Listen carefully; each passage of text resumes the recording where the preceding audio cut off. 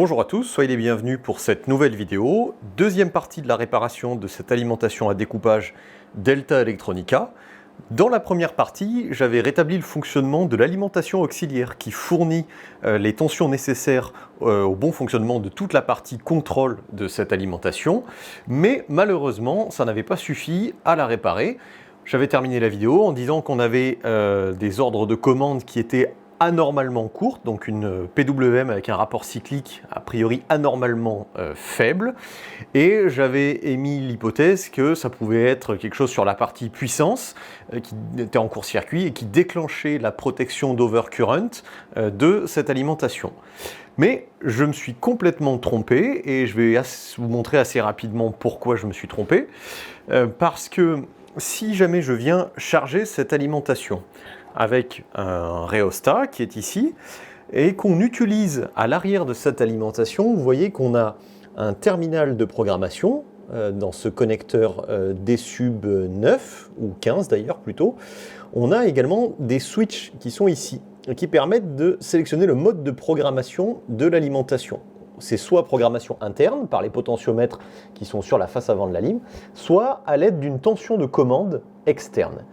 Et si jamais je bascule ici sur une programmation de la tension en externe, hop, et que j'applique sur le connecteur sub D15 une tension de programmation à l'aide d'une alimentation externe, par exemple avec cette alim HP, dont je vais activer la sortie, je vais lui faire générer 0,8 volts. Et si je retourne sur mon alimentation à découpage delta, et bien cette fois-ci, il se passe quelque chose. On a 37 volts sous 4 ampères. Mesure qui peut être confirmée assez facilement avec un voltmètre, et on a effectivement du courant qui débite dans le rhéostat, et cette fois-ci on se retrouve donc avec des ordres de commande qui ont un aspect assez, on va dire, usuel dans une alimentation à découpage, en tout cas dans un flyback.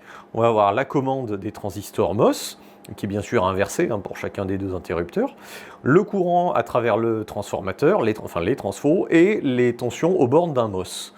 A priori, on a une alimentation qui semble saine et qui fonctionne, et en tout cas, cette fois-ci, on arrive à programmer quelque chose sur les faces avant et à lui faire sortir de la puissance. Maintenant, si je tente de repasser le commutateur à l'arrière de l'alimentation sur un mode de programmation manuel, à savoir que ce sont les ordres de la face avant de l'alimentation qui doivent être pris en compte, ou même si je débranche en fait les fils de programmation, je m'attends à avoir une alimentation qui fonctionne toute seule, sans tension de programmation externe. Eh bien, ça n'est pas le cas.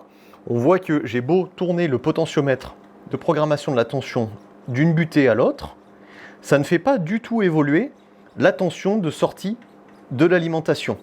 Alors certes, la consigne est bien prise en compte. Si jamais je passe en mode display du paramètre, de la consigne, on voit que c'est pris en compte. Mais dès que je relâche le bouton poussoir, hop, ça revient à une valeur qui était celle préalablement imposée par la tension de programmation externe. Probablement parce que la tension de commande externe charge une capa. Même si je retire la commande, ça va rester chargé un certain temps et ça va probablement diminuer très lentement avec le temps. Mais l'alimentation semble continuer à utiliser la tension de programmation externe que j'ai présentée sur son connecteur de programmation à l'arrière. Finalement, c'est comme si le commutateur de sélection à l'arrière était défaillant et était resté bloqué sur programmation externe. On va donc essayer d'investiguer dans ce sens parce que, à part ça, eh bien, l'alimentation semble fonctionnelle. On a pu lui faire sortir quand même un petit peu de courant et à vide, on arrive tout à fait à la faire monter aux 300 volts pour lesquels elle est prévue. Alors même si le schéma de l'alimentation n'est pas particulièrement remarquable pour sa clarté, je vous propose quand même d'y jeter un œil. Voici le fameux connecteur de programmation externe et l'entrée que j'ai utilisée pour piloter la tension de la lime depuis une source externe. Si on regarde le schéma, il s'agit de ce fil qui arrive ici, puis ici, ici et enfin sur ce commutateur. Ce commutateur va nous permettre de choisir entre finalement la programmation interne par le potentiomètre R700, qui est celui présent sur la face avant de l'alimentation, ou bien la tension de programmation externe qui arrive juste ici.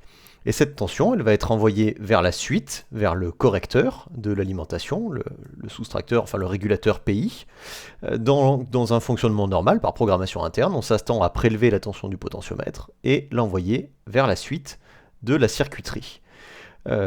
Si on regarde vite fait la suite de la circuiterie, on arrive ici, puis ici, et enfin on arrive sur cet étage-là, à amplificateur opérationnel.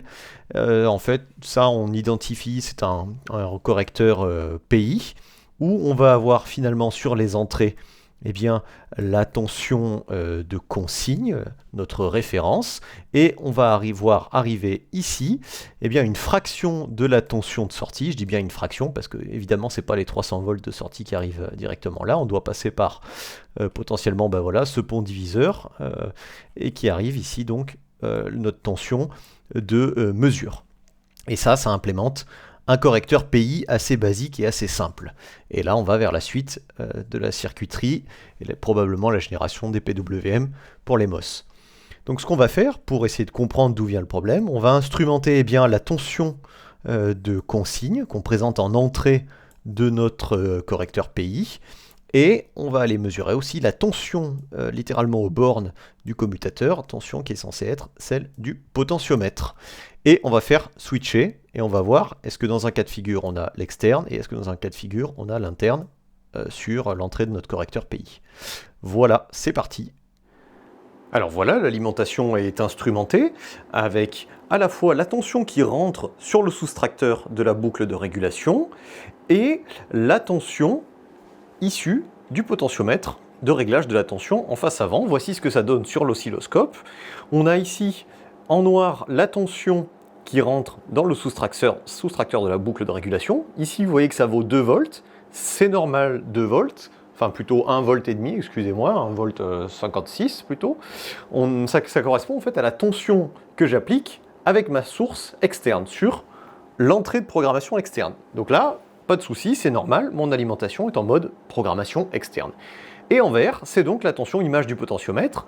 Et vous voyez que si je fais bouger le potentiomètre sur la face avant de l'alimentation, on a bien une tension qui varie entre 0 et 5 volts grosso modo, ce qui est normal.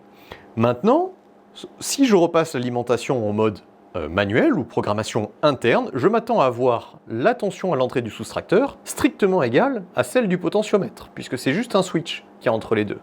Donc c'est ce que je vais faire, je vais basculer à l'arrière de l'alimentation sur manuel, hop, et regardez la tension en noir, elle diminue tranquillement, comme si un condensateur qui se déchargeait à l'entrée du soustracteur, mais en aucun cas elle ne prend la valeur de la tension de consigne du potentiomètre. C'est donc très probablement qu'on a affaire à un switch défectueux. Et on va contrôler ça tout de suite à l'ohmmètre.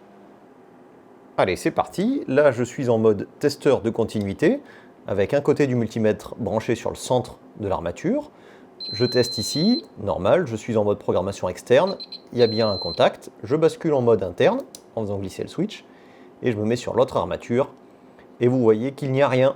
Le switch ne ferme pas son circuit de l'autre côté, ce qui explique qu'on ne retrouve pas la tension de programmation de l'alimentation à l'entrée de la boucle de régulation lorsqu'on est en mode interne. Donc là, la solution la plus rapide, ça va consister à mettre un petit 2 fils en fait entre l'armature centrale et l'armature de droite. Voilà qui est fait, c'est la solution la moins destructive et la plus rapide que j'ai trouvée. Par contre, forcément, ça condamne l'utilisation de la programmation externe, mais ça ira très bien pour tester. Et bien c'est parti, et ça semble être complètement gagné, puisque cette fois-ci, si je règle le potentiomètre, on voit que la tension de consigne est égale à la tension mesurée effectivement en sortie de l'alimentation. On peut aller jusqu'à 300 volts, pas de souci, 308,74 sur le multi, 308 sur l'affichage. A priori, il n'y a pas de souci, on pourrait même essayer avec une charge électronique pour voir si l'alimentation est capable de nous sortir un petit peu de courant. On l'avait testé rapidement tout à l'heure, donc je vais brancher la sortie sur une alimentation, hop, enfin plutôt une charge active. Et là on voit que sous 100 volts, 4 ampères, mesure confirmée par les multimètres, on arrive à lui faire sortir 400 watts, pas un bruit, pas un ventilo. Ça fonctionne impeccable.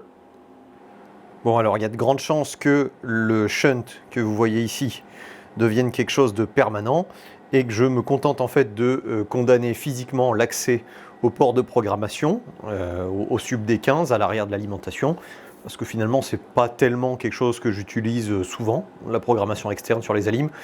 Donc un shunt ça ira très bien, ou sinon il faudrait essayer de trouver la référence du connecteur, du commutateur qui va bien, le remplacer pour avoir une alimentation parfaitement conforme à ce qu'elle était en sortie d'usine. Voilà, et bien c'est la fin de cette réparation et de cette deuxième partie. J'espère que ça vous aura plu de suivre cette réparation et ce débugage de cette alim.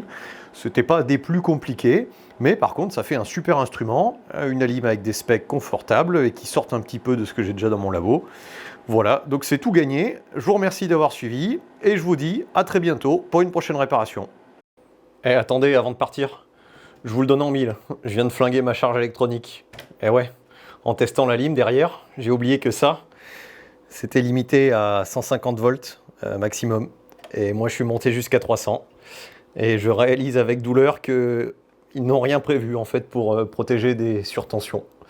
Mais genre absolument rien. Donc je pense que un ou plusieurs MOS ont pris tarif.